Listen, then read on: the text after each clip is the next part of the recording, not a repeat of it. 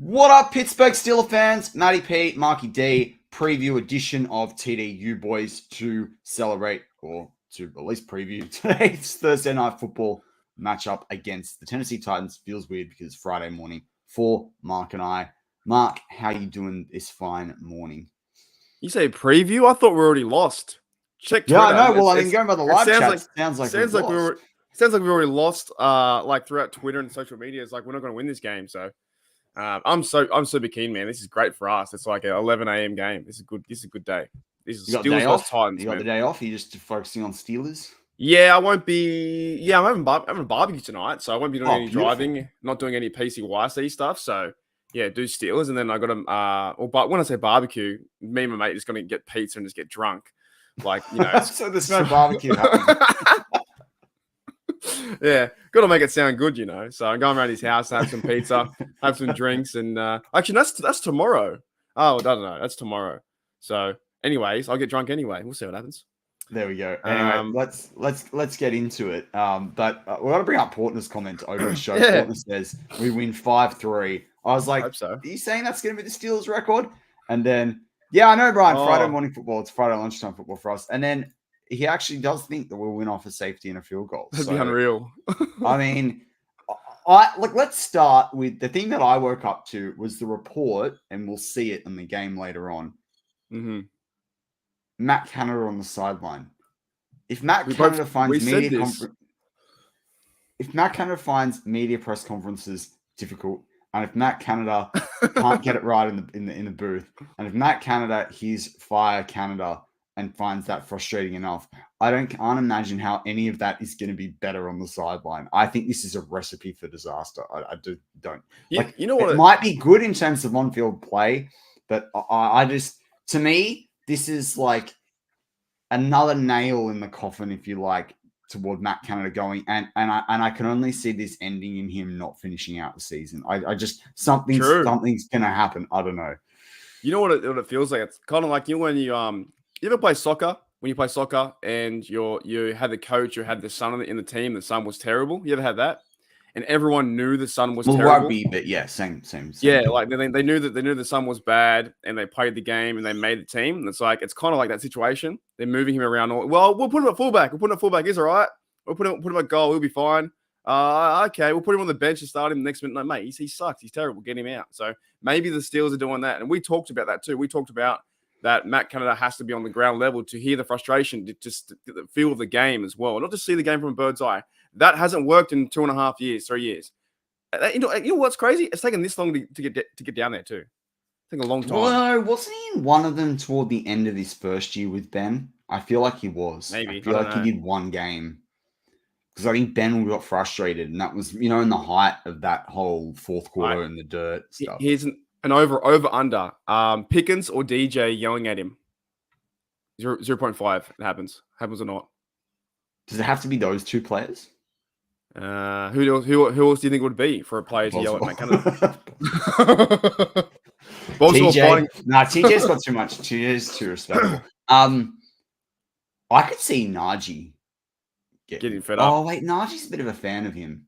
Warren, do you know what's interesting? Warren in the post game the other day, they asked him like the slow starts on offense, and they asked him like the lack of points and penalties, and Warren just was like, he just didn't really know what to say. Like, well, it wasn't a bad thing, but he just kind of stood there and smiled and was like, I don't really have a comment on it. So over and under, I think again Pickens, for all the wildness of Pickens, he went to Georgia. He knows that you can't say that against the coach. Deontay. Yeah, I'll just say Deontay. Yeah. I was thinking it might be him, like having one shot. If something goes wrong and he runs over to the so I don't know. I think it's good to see him down there and amongst the team. I think, but there's got to be a reason. There needs to be like a strategical advantage to be up top, but obviously it's not. It doesn't work, right? Well, I don't think.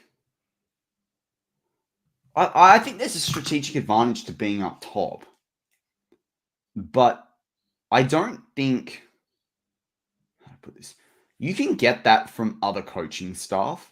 Like you see the same thing in rugby. There's the coaches that sit there on the sidelines, and then you got the guys up the top. Like, I think if you're calling the plays, you need to know what's working down there on the players. And think about this: if Matt Canada wants to try something creative, especially with the young offense. How is he meant to get a? It's kind of like shoot the messenger in telephone. Then the game of telephone. We call it another name here, which people ban me for, right?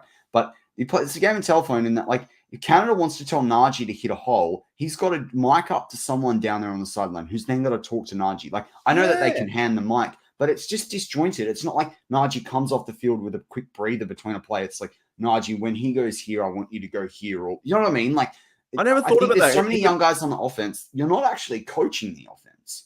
No, you're just calling the plays up top because you can work the room down the field. If something happens while the defense on the field, you can go to Najee and Austin. Well, next time you see this, go and do that.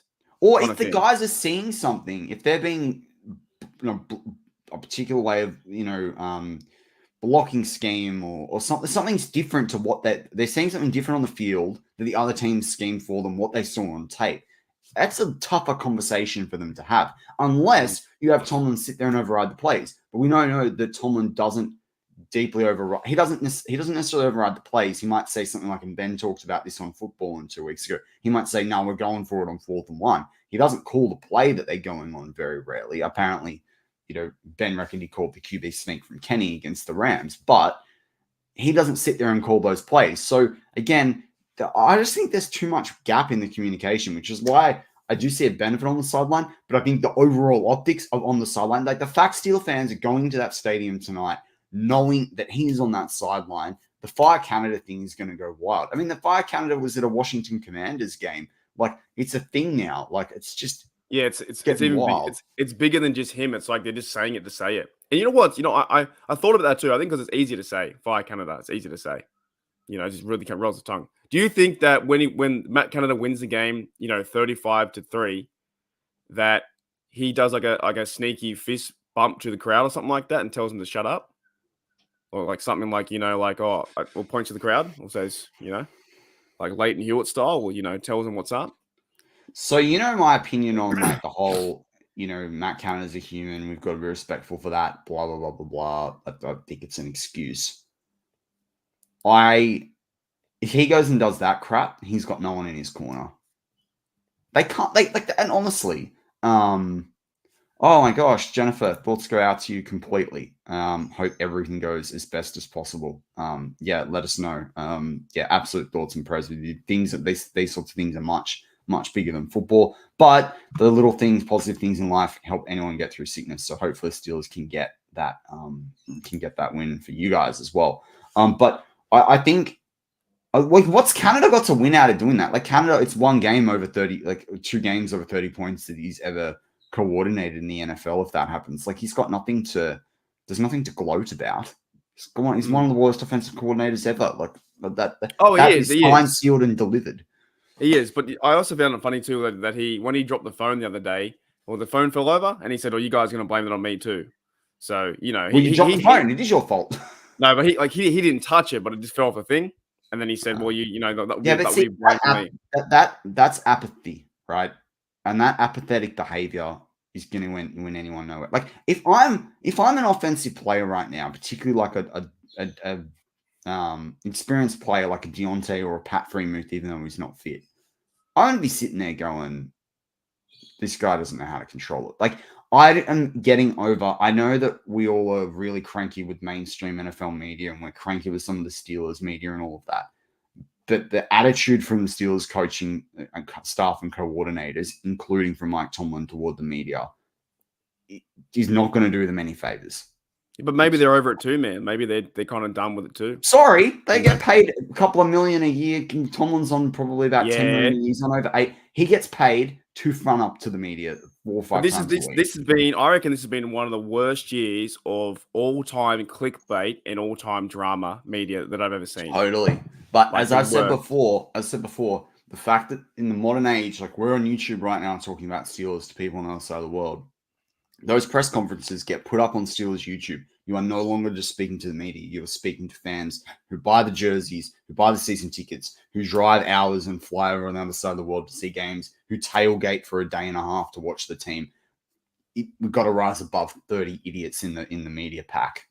That's all I'm saying. See, I wouldn't do that. I would purposely piss them off. I'd do what Mike Tomlin does. At what point are we not focusing on winning a game? and a positive attitude. It's hard to preach positive attitude. Like, don't get me wrong. I think Mike Tomlin does it as a tactic. You and I are both Manly Sea Eagles fans. People can look that up on Google. The Manly Sea Eagles had a coach called Des Hasler, and at the height of Des Hasler's career in the early 2010s, it was Manly back against the wall. Everybody hates Manly. There's signs up around the league. Everybody hates Manly. They always have, going back to the 70s, right? They're the team that everyone loved to hate, played hard defense like the Steelers do. All those things.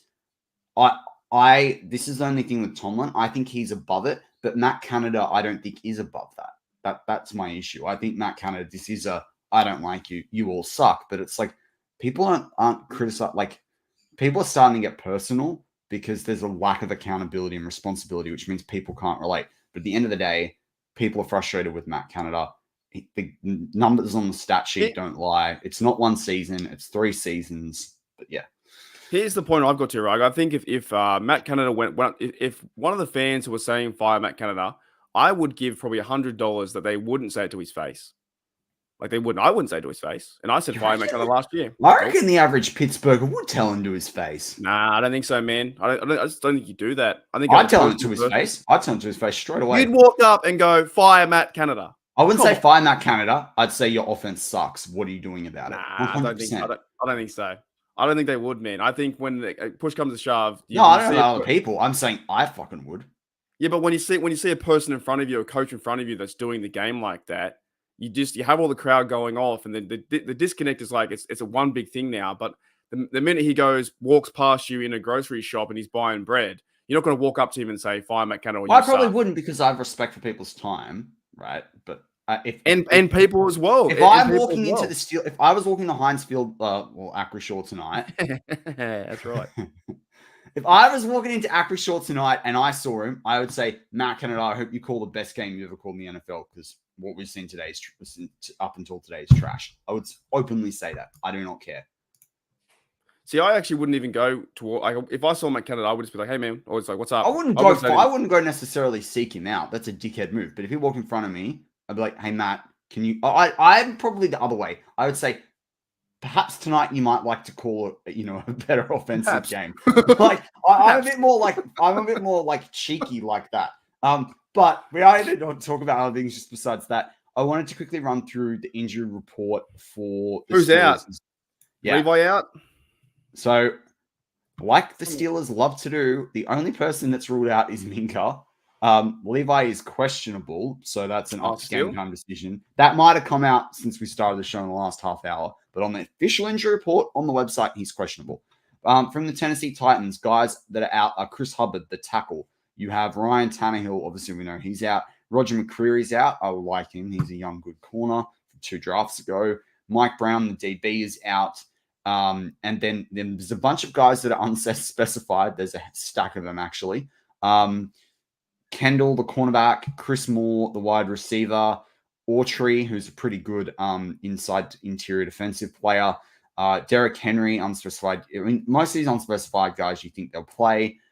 Jeffrey Simmons was unspecified. Tajay Spears, the quick twitchy running back, was unspecified. DeAndre Hopkins was questionable, which I thought was interesting. They're all going to play, surely. Sean Murphy Bunting, one of their better corners, unspecified. Josh Wiley, their TE tight end, is unspecified as well. So, I mean, I know I rant about this all the time. There are 4 practice designations you can have, and there's 4 game status designations you can have. Neither of those 4 for practice or neither of those 4 for game status are unspecified, and half the teams in the league do unspecified. I don't understand. It's very frustrating. But as I say, the 4 players that are out on the Titans are Mike Brown, Roger McCreary, obviously we know Tannehill's out, and you've also got Chris Hubbard, their tackle, out. So fairly even lineups, but the Steelers also get back Cam Heyward and they get back Kenny Pickett. So those are 2 really, really helpful and good things. You reckon Cameron Heyward's going to be on a snap count, like play about half? I think it'll depend how he's feeling. I think it'll depend how the Steelers. It depends how the Steelers' offense are going. How much time is the defense spending on the field? Are they up? Are they down? These are all good questions. But yes, if the first half of the season is anything to go by, yes, he's going to need to play a lot of snaps, which means that they're going to have to manage those snaps and make sure that he can perform the routine plays routinely on the weighty downs. The weighty downs with the 3 and 15, that's something I'm looking forward to today. If they don't change the 3 and 15 stuff. And also the safety positions, like who's going to play safety, this really intrigues me and what's going to happen. I think it's going to be a real fun one. You know, like I don't know I just don't know who's going to play there. I'm just going to see what's going to happen there. Well, you know what I can predict? I think you are going to see some sets that have you're going to see some schematic sets that have 3 linebackers and then Neil's further back as well, particularly for like, you know, depending on how they do their tight ends and Derrick Henry. I think you could see a Quan, Holcomb, E-Rob line up there. Yeah, I've been really impressed with Quan Alexander. He's pretty good. He's been playing good football, so we'll see what he can do too. But Minka being out just kind of sucks. If Minka was in this game, this would be not an automatic W, but it'd be a pretty positive W, I think. But now that he's out, and they're versing. If Henry goes off today, it's gonna be hard to watch because we can't stop that. It's gonna be very tough. I want to see our number 22 go off today. You know, I want to see our number running back get 300 yards. Let's have a game. Have a Najee game. Have a big game, mate. Just do something. You know? Like, I just want to see like one player have a game, have a standout game. Like over or under, who has more rushing yards? Najee Harris or Jaylen Warren? I think Najee, man. I feel like Najee got a game. I think it's colder. I think we can if they stick with him, I think Najee will have a better game today. You got Najee. I just Najee or over Henry. Oh, I mean, like you've got a Najee Henry matchup. Like, yeah, we're both 22s. So, and it all comes down to the O-line too. We've been talking about the same things for ages, but I just hope that Najee can step up today. That's what I want to see. Yeah, they did, Homer. They I think his last name's Ward. I think it's Jonathan Ward they brought off the practice squad. What are you laughing at? Toddy said it would be a behoove. It would behoove of the Steelers to put Cam on a pitch. Oh, man.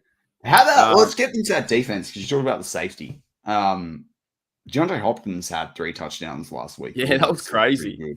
Insane. Those old Oilers jerseys do look cool. I don't mind them. Yeah, I reckon they're pretty awesome. No, I had a family friend get me a Oilers classic hat, this Mitchell and Ness one once, and it's just a cool hat. Like I haven't thrown it out. I've never worn it, but it's just a really cool looking freaking hat. Like I can't throw it out because it looks too cool, but I don't want to wear it because it's the Oilers. Like, and that's one team I've never really hated to. I don't really hate the Titans. I don't think I've hated them as the Titans, but like the Oilers, I just think I love those classic jerseys. I think they're cool. And we used to we've had some good matchups too. Wasn't the Brett Kiesel 99, not the 99-yard Kiesel, the Kiesel interception, then he ran back, or the fumble he ran back? I still love that. I used to back in the 2000s, so I used to play them a lot in Madden because you could trade from cheap and he was big. Do you remember Kenny Britt? They had that wide receiver who was like tight end size, but he was. Yeah, I think so. I remember Kenny Britt being there. And they had Vince Young, right? They had Vince Young. Yeah, Vince Young. Yeah. So, going back to the defense, though, I think it's interesting you brought up the secondary. Wanted to talk about the linebackers. How do you think TJ and Highsmith are going to go today? Because I feel like last week was a bit of a quieter week for those two blokes. Yeah, I think so. I think Highsmith has been pretty quiet last two weeks. They're not making the routine plays routinely or splash plays. But even plays on the weighty downs, even TJ as well. So, but you know what? To give the other side credit, that some of the teams are chipping TJ and like putting a fullback in there and all that kind of stuff. They're actually holding him too. By the way, last week the Jaguars were holding big time. Oh mate, there was like 3 or 4 with dead set holding for sure. So yeah, you're versing a rookie quarterback. You got to get to him, man. I think having Cameron Heyward back in there too is going to help out. I think those kind of guys when they're on the pass rush, and also Thursday Night Football too, I think they'll be fired up. Yeah, true. So I think this is a game for Highsmith and TJ to put in their hands and get a third down and also get a fumble or a TD will make a buffer. If they're quiet today, then Levi, I can't say, what's his name? Not Levi Willis. What's his name? Levis. What's his name? Will Levis. I'm never going to get that right. Will Levis. I can't. And who's the other bloke there? Malik Willis. It is a bit of a tongue twister. I agree, Sam. That could be that heel bothering for sure. That is, I love that. And good on you, Jennifer. I love that comment. Like the Oh. energy you're showing at a tough time. That's amazing. Bloody oath. Yeah. But that tongue twister, Will Levis is backed up by Malik Willis. Say that 5 times. Will Levis. Is that how you pronounce his last name, Levis or Levis? Yeah. No, Will. Levis. Yeah, I'm so glad he's not our quarterback. I'm so glad he is too, because he's a weirdo that eats the mayonnaise out of the. Oh, is that the guy? That's the guy.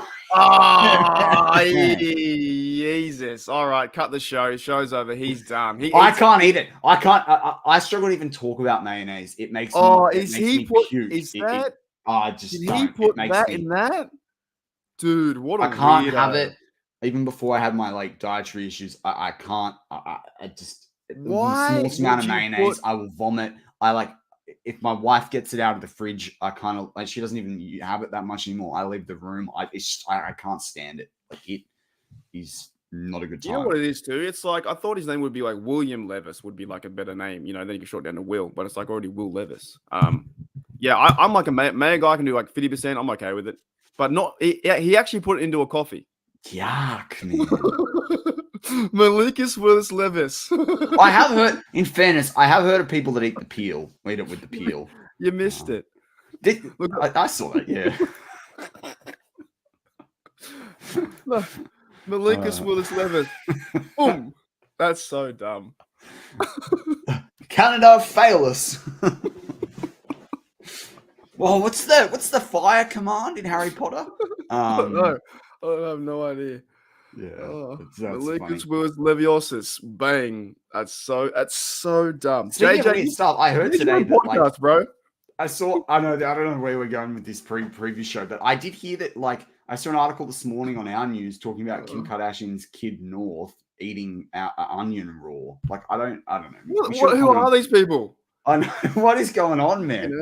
Cook it, put it with some snags, and put it on a sausage or something.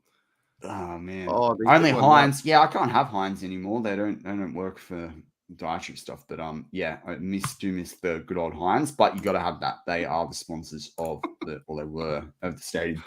That's crazy. Back to offense. You talked about we talked about Najee versus Warren. How do you feel wide receivers? Kenny Pickett back, passing game? I mean, it's hard to feel deeply confident about the passing game, even though we've got the players. But how do you think we're going to see something more like the second half of the Rams, second half of the Raiders, or do you think that it's going to be struggle straight? To be completely honest, taking away my phantom and hope, I think we're going to struggle at the start like normal, like first quarter, second quarter. Yeah. And then I think they're just not connecting, man. They're just not going through the right motions, right? But last week, if they connect that pass to DJ, it's a whole different maybe drive or quarter.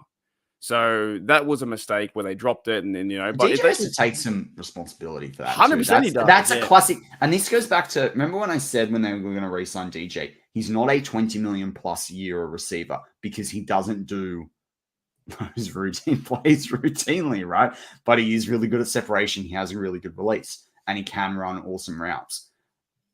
That's the difference. If he wants to really put his mark on the NFL, and this team's going to do well with the amount of money they're investing in him, those are the plays he's just got to make. And it feeds exactly that point, Homer. They got to start fast. And I don't think starting fast is a combat catch to Pickens. Starting fast is someone gets the ball, makes a play, yak yardage, 10 plus yak yards. That's what it is. And that's why this is a really annoying game to play right now against a team like the Titans, because I feel like Pat Freiermuth could have been a real difference maker in this game. Which is why I'm going to bring up another guy who Canada said he can't scheme in Calvin Austin. I think Calvin Austin could be a really big problem for and I keep saying that, but there are certain teams that we're playing in the way that they're built, and I do think Calvin Austin is a difference maker. And it's not just the odd sweep around run. It's how does all the other wide receivers from the Steelers in Robinson, DJ, Pickens, whoever, because those three be on the field, how do they, and depending on who they've got at tight end, how do they stretch the field out and let Calvin Austin come into the middle? Because if you can get Calvin Austin into the middle on a favorable matchup, either he's going to be super fast and twitchy against a safety or someone else in the box, just outside the box, or if you let him get half a chance in space, he's just going to beat guys because he's going to be damn too hard to catch, and he's nimble and swift. So I just love to see a big play from Calvin Austin. Where's the design that we saw in the preseason where you had him, one-on-one with the safeties and went right down the middle and see you later to the house? Like, where are those kind of plays? That's what I miss. I miss those kind of things. 100%. Like Austin, even if you don't use him, just take the safeties out of the way, push them all the way back. I'm not a football guy. I'm just playing off what I see. But push them back, and then you have more room in the middle, right? Doesn't that make sense? Yeah. Like, if the further he goes back over the safeties go back further, and you have more room in the middle to use DJ and Pickens. Like, why isn't his speed used as a distraction to open up the field? And also, maybe he's so fast, when you're sitting so up in the big booth, you can't see him move because he's too small, because he's short and he's fast. And so maybe Matt Canada struggled to see him up there. He's struggling with something. I don't know. I think it's like I think I've seen a few things on Twitter the last few weeks. It's like the play designs always have like 3 or 4 receivers near each other. They're not making like holes and stuff like that. So I wouldn't mind seeing like a big play and the team actually just being confident and competent on first down in the first quarter. That'd be nice to see. I'll bring up a couple of these. These are great. Brian Brown says, what happened to the coveted future Steelers athletic legend Malik Willis? Imagine how it would have been if Canada had him. Yeah, I think Tomlin would have torn his hair out. A lot of everyone's saying that we'll clean up the execution. Brian Brown's like, yeah, we're all expert GMs, but tonight's going to get it done. 14-3 still possible. Yeah, well, we didn't make any trades this week, so the expert GMs, we've all had a quiet week. They can like, if they have a big season like last year too, when they're going 7-2 or something similar, it's a pretty good. I think it's positive. Oh, totally.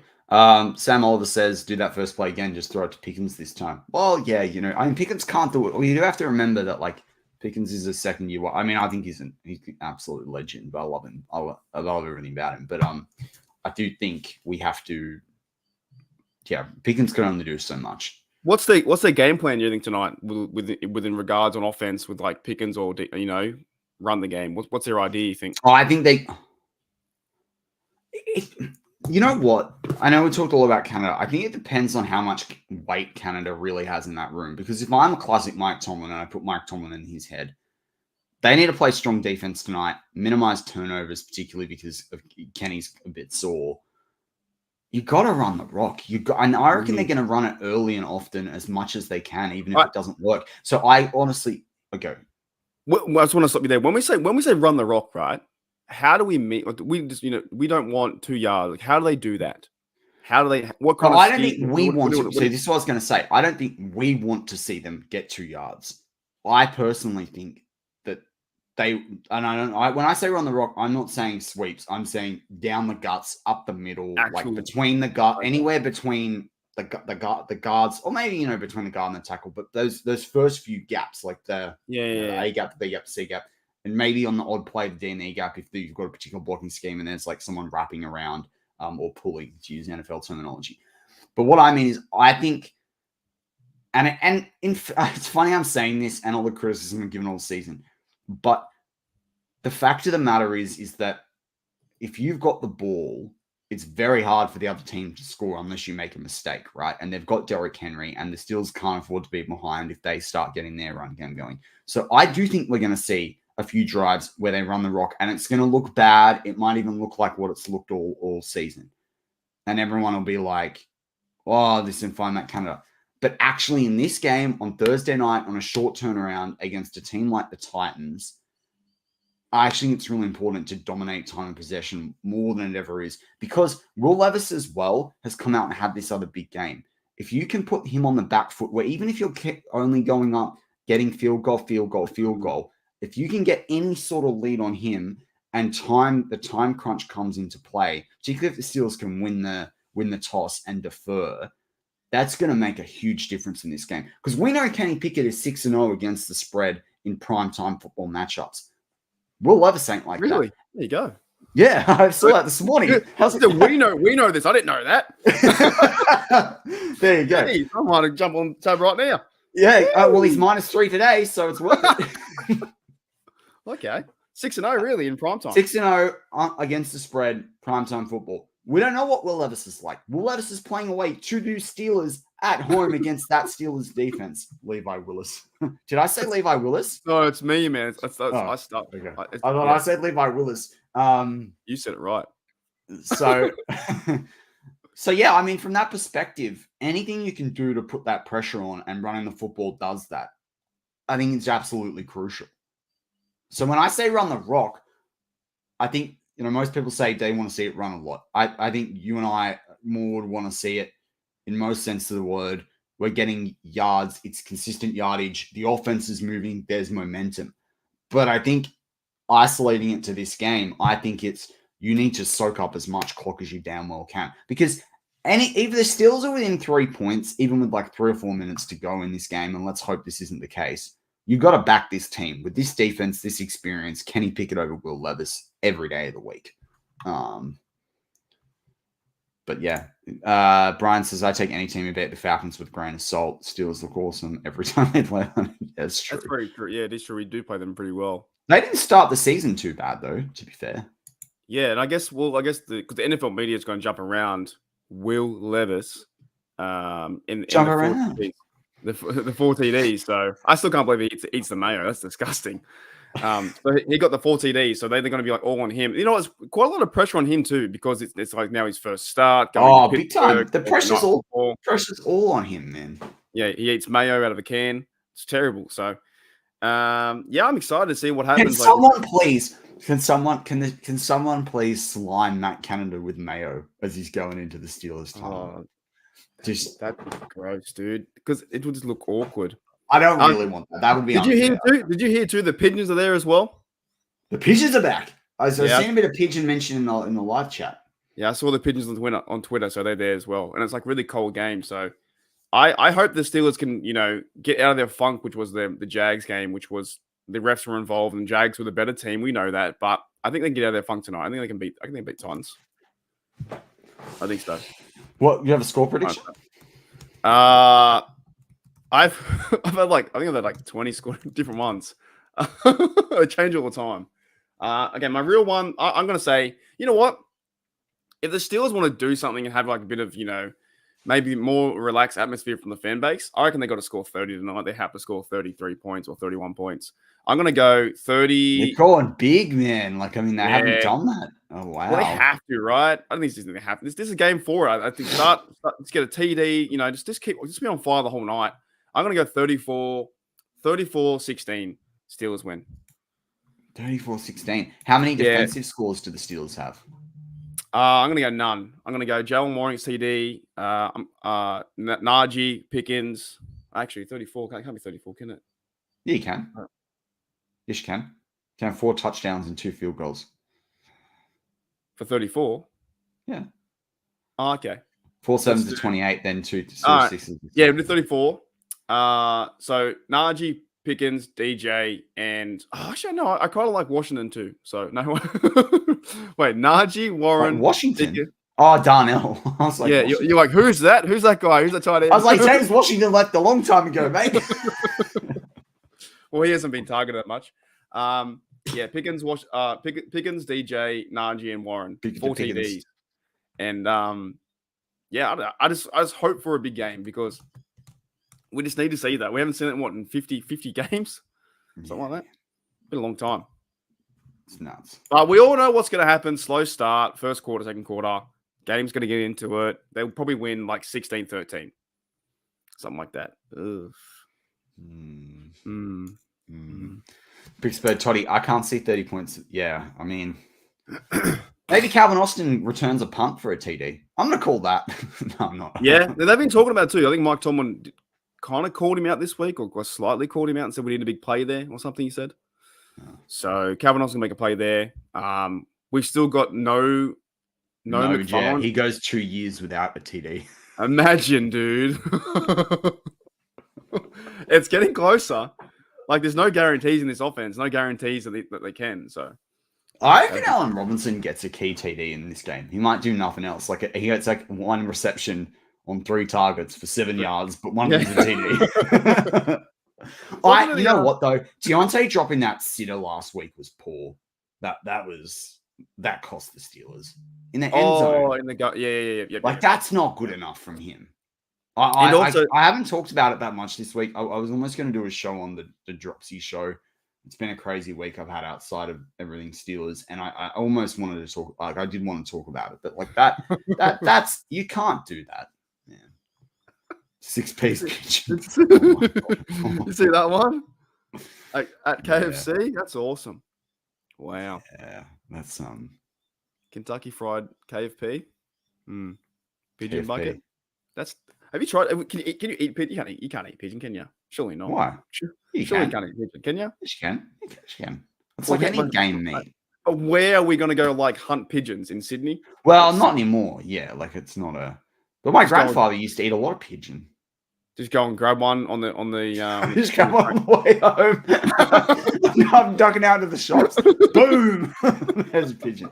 No, like, but you're talking about like when you're having pigeon back in the day, they weren't quite like that. Oh, hang on. So wait, so some of the pigeons were delivering mail, and some of them were for dinner. Yes, some could be both. He's like, "Here's your dinner" in the note. Exactly. It's old school Uber, right? I'm sending you, my mate, a pigeon for dinner.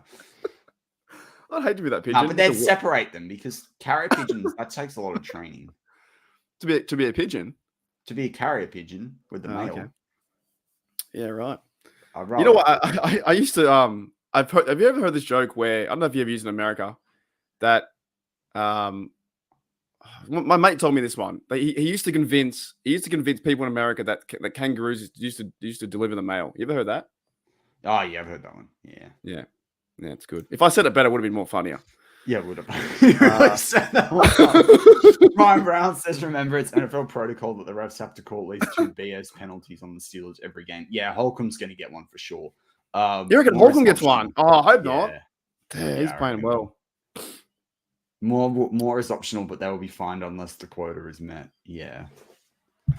Pittsburgh Toddy says, "My friend invited me over for dinner, and his girlfriend cooked dinner with a horrible casserole dish with tons of mayonnaise. I couldn't lie about how awful it was. I'm a bad person. I wouldn't have eaten it, so at least you tried to eat it." Not bad. That's just being honest. Like, I can't eat this. Like it's better being honest, I think, than being not honest. You know, unless it's like Christmas, and when someone gives you a present, they're like, you don't like that, and they're like, what? Then it's bad. But yeah, we're coming up to that season. I can't believe it, dude. It's like November right now. It's nuts. I can't eat it, and I don't know if you guys are experiencing in the US, but like I'm sure it's worse because we follow you guys on it. But I went to the shops last night, and is it already out? Oh man, already? Like everything? Some of it, DJs, which is like our not Sears, like our Nordstrom, that's like our Nordstrom for everyone listening. Like they had all the decorations. So my wife said to me last night, she goes, "Let's have a bet on the first time we hear the Mariah Carey Christmas song in November." And you have to hear it on the radio, and you have to tell the other person. Is that all I want? All I want for Christmas? Yeah. You know, when you said DJs, I thought you were saying Deontay Johnson's. Wow, Jed, we're not going there. Not on this. Only on Steelers Nation Australia. I went back and watched that. It wasn't that bad. All I said was there's a high chance he won't be there next year. That's all I said. It's not that bad. Anyway, no comment from me. You only got one shot like Eminem. All right, so you said score. I can't believe you're going over 30 points before we close out the show. We have All right, what other bold predictions? What other bold predictions have you got? Like, slam that pen down. The marquee pen, slam it down. Najee gets an Adrian Peterson game, 200 yards, 2 TDs. That's wow. Oh, yeah. I want to see something. I want to see one player just have the game, a game to be like, yes, that was crazy that year. Remember that game? Something. I mean, I had Joey Porter, 2 interceptions. 2. Yeah, right. Well, I guess he's starting now, so there's more chances. Yeah. Especially if Levi's questionable. Pat P's going to have to come in to play a bit of free safety, I think. I think we've got Joe. I think Joe Porter's going to have a big game. We're going to see all this, and none of it's going to happen. Yeah. Joe Porter, though, I think is going to get flagged for a bullshit penalty. I can see that against Hopkins. I can see that against Hopkins. That's where it's going to happen. Yeah, that's going to be a good key matchup too if they do that. I was going to say, that's what I wanted to talk about. I'm like, Mike Tomlin has just got to say to Porter Jr., this is the time to get your Colts status. Thursday night football in Pittsburgh, key starter, bring in a veteran like DeAndre Hopkins. Like, this is a Titanic matchup. It's time, man. Yeah. No, there's going to be some play because he's a pretty good receiver, right? Wasn't that game that we versed the Texans one year? They all loved about Hopkins the catch, and we beat them like 37-7 or something. Yeah, I remember. And they all went on about the catch, and I'm like, dude, the Steelers smacked you guys. All you had was a catch. Oh boy, we're going to see something crazy. And it's going to hurt too because it's like two games in 1 week, real close. Weren't the Oilers? I think that's the same. I thought it was the same. No, they were the Houston Oilers. Weren't they the Houston Oilers? Same. Wasn't it the same owner or not? Yeah, that's what I think. It's the same owner, so I feel different. I think it's all yeah, right. It's different. And also, the Baltimore Colts moved to Indianapolis, didn't they? So why would the Ravens dress like the Browns? I'm so confused now. I can't remember. Confused me. Because didn't the Ravens like... Wasn't it Baltimore Colts moved to Indianapolis and then the Ravens were created later on?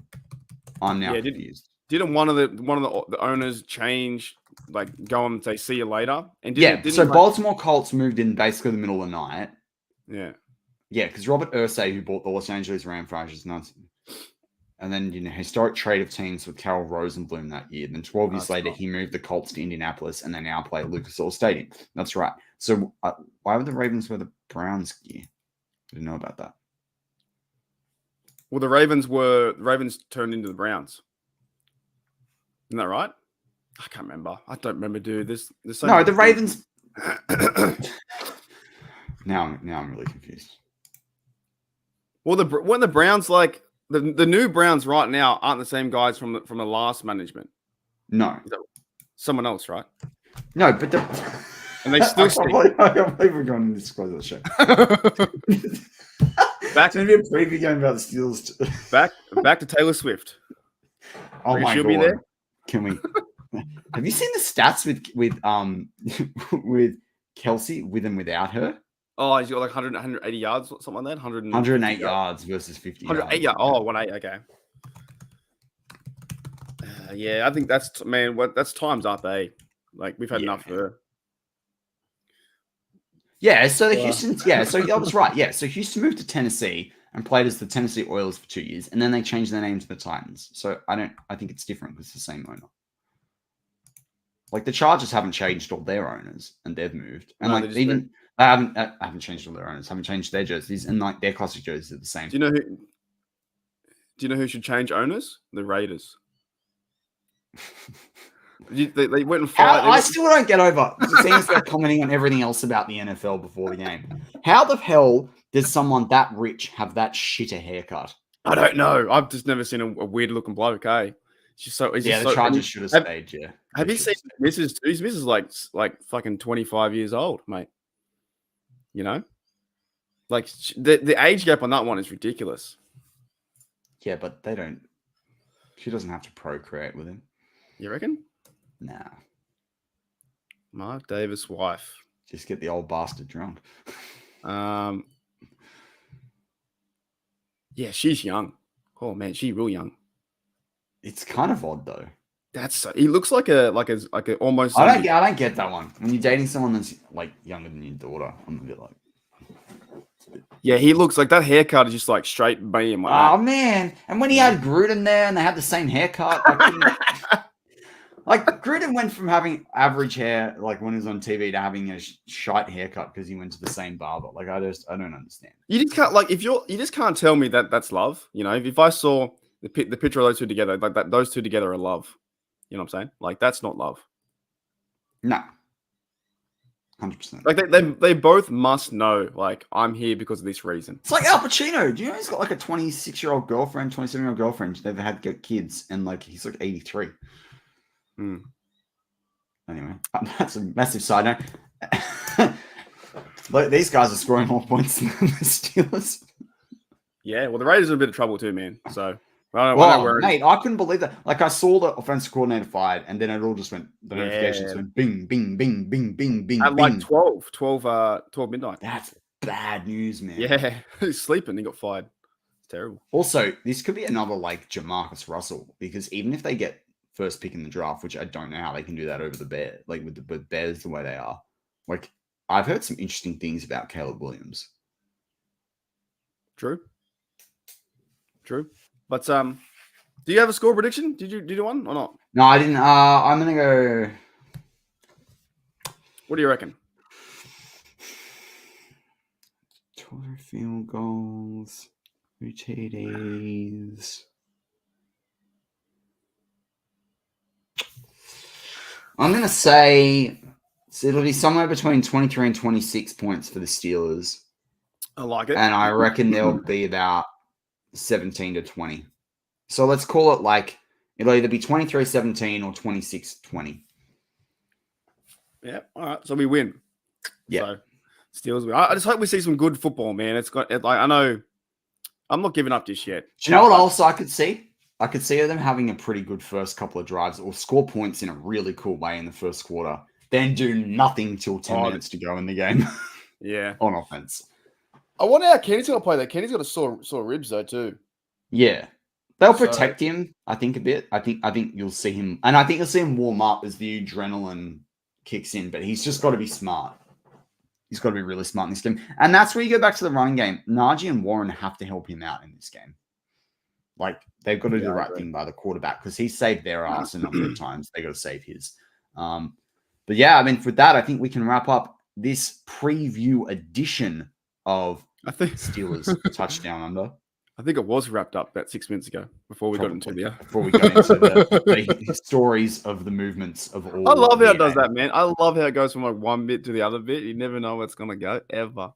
Well, that's the funny thing too, because when we used to do only audio shows back with BTSC, it was like you and I would do, when we'd record this, we'd do it on a Friday night for like an hour and a half or 2 hours, and I'd sit there and like, you know, cut it into what it needed to be, but like we'd have the best chats. That's why I wanted to do this. So everything just comes up, and also the guys in the chat too will bring up random things, and it's like, oh, like welcome Blue Nose Steelhead. Welcome. Yeah, what's going on? So it's look, man, I just hope for a good game today. I really do. Just play some good, competent, physical football, win the game, and have a good rest bye week, and then we got Packers next week.